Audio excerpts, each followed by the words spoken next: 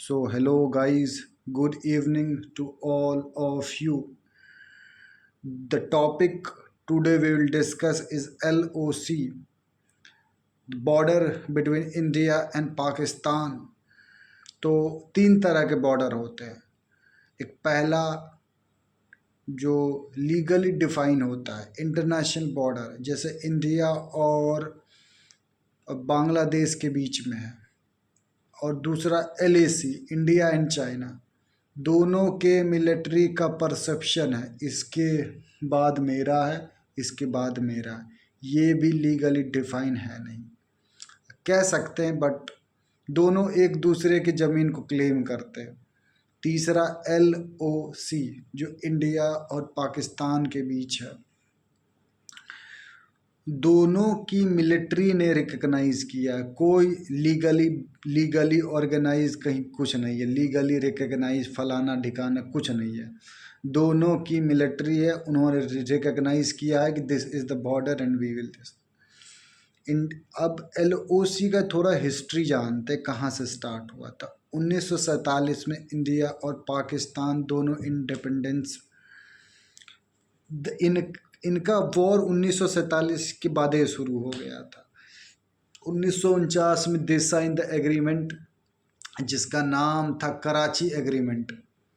तो फिर वहीं पे सीज फायर एग्रीमेंट साइन कर लिया गया कि जो जहाँ है वहीं रहेगा, तुम भी उधर से फायर करना मत, हम भी इधर से नहीं करेंगे। तो 1971 में Bengal liberation war was fought. उसके बाद 1972 में जो सीज फायर था 1949 का, उसको चेंज करके कर दिया गया शिमला एग्रीमेंट, कि दोनों वायोलेट करेंगे नहीं, ब्ला ब्ला ब्ला। समय समय पर दोनों कंट्री इसको वायोलेट करती है और रिवाइव करती है।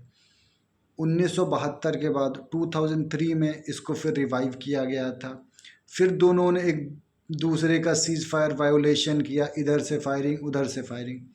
फिर 2021 में दोनों ने म्यूचुअली सामने आकर के फिर सीज फायर को, शिमला एग्रीमेंट को रिवाइव किया। क्योंकि इंडिया चाइना पे कॉन्फ्लिक्ट था, तो इंडिया चाह रही थी एक बॉर्डर पे तो पीस हो। सेम उस टाइम पे tension was there in Afghanistan.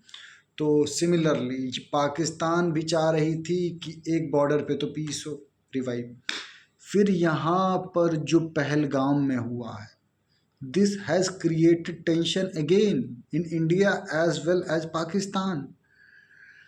तो सीज फायर का वायोलेशन क्यों होता है, दो तीन रीज़न जानेंगे। सबसे पहला तो if a new commander has been deputed, तो चेक करने को कि हाउ ही रिएक्ट्स, कि इसका रिएक्शन कैसा होता है, क्या करता है ये।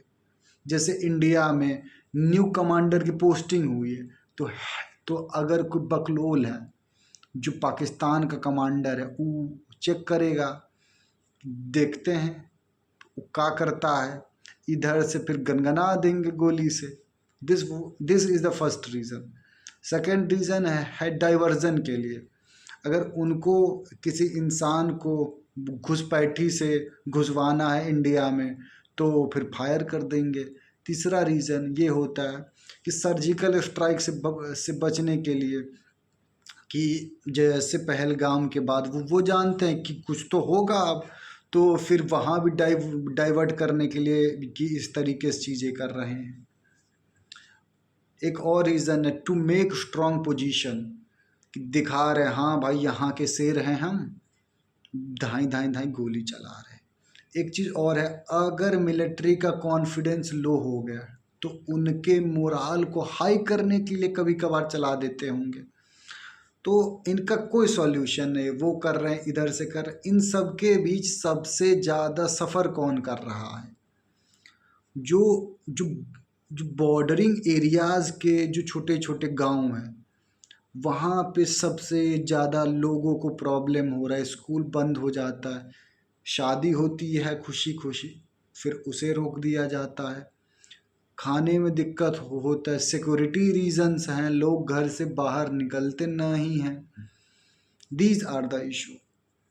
देख लीजिए, एक जाते जाते एक टॉपिक पे डिस्कस करेंगे जो कि इंडिया का पार्ट है, कश्मीर। एक मूवी का डायलॉग है ना कि कश्मीर का इशू इसीलिए सॉल्व हो नहीं रहा है क्योंकि बहुत चाहते ही नहीं हैं, क्योंकि बहुतों का घाटा होगा। अभी जो पूंछ ऊंच रीजन है जम्मू कश्मीर का, इतनी शांति थी 370 के बाद, इतनी ज़्यादा प्रोडक्टिविटी, इतनी एग्रीकल्चर, इतना ज़्यादा टूरिज्म, क्या ज़रूरत था। We will give them 2 slabs with the gun and all.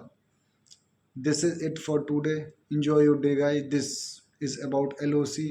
And if something happens in the border and India do something, तो ज़रूर मैं डिस्कस करूँगा।